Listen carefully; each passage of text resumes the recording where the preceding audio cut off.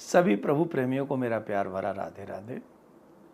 ये एकादशी बहुत महत्वपूर्ण है, जिसे देवशयनी एकादशी कहते हैं या हरिशयनी एकादशी भी कहते हैं। आषाढ़ मास के शुक्ल पक्ष की एकादशी के दिन भगवान विश्राम में चले जाते हैं और फिर चातुर्मास प्रारंभ हो जाता है। इसके लिए इस कथा को तो सुने ही सुने, साथ में 4 महीने तक भगवान विश्राम में रहेंगे चातुर्मास में, तो उसके लिए भी भगवान से प्रार्थना करनी चाहिए। सतयुग के समय की बात है।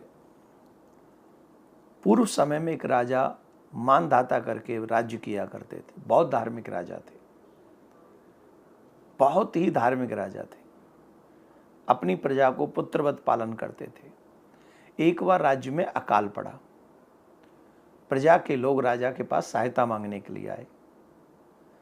राजा को बड़ा दुख हुआ कि मेरी प्रजा को इतना कष्ट हो रहा है। राजा ने मन ही मन में विचार किया, राजा के पाप के कारण ही प्रजा को दुख मिलता है। परंतु लाख चिंतन करने पर भी राजा को एक भी पाप या ऐसा याद नहीं आया जिसके कारण वो ये कह सकें कि हाँ, मेरे इस पाप के कारण मेरी प्रजा को दुख हो रहा है।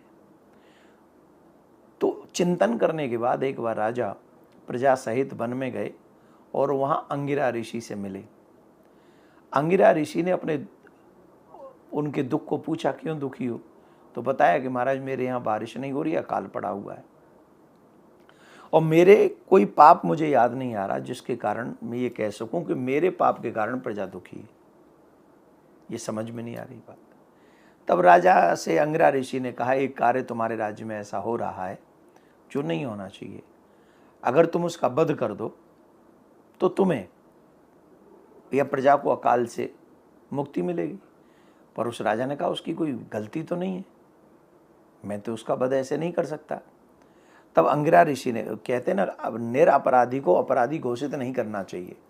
ये राजा का धर्म है कि कोई अपराधी नहीं है और फिर भी उसे अपराधी घोषित कर दिया जाए तो ये राजा का पाप है, इसका दंड राजा को भोगना ही पड़ेगा। तो बोल ठीक है, आषाढ़ मास की शुक्ल पक्ष की देवशयनी एकादशी का व्रत तुम करो, जिससे तुम्हारा कल्याण हो जाएगा। राजा ने अंगिरा ऋषि की बात को माना। मानधाता ने प्रजा सहित वो व्रत किया और तुरंत देवगण प्रसन्न हुए और मेघ वर्षने लगे। पूरा राज्य धन धान्य से संपन्न हो गया। ऐसी देवशयनी की एकादशी की ये कथा है।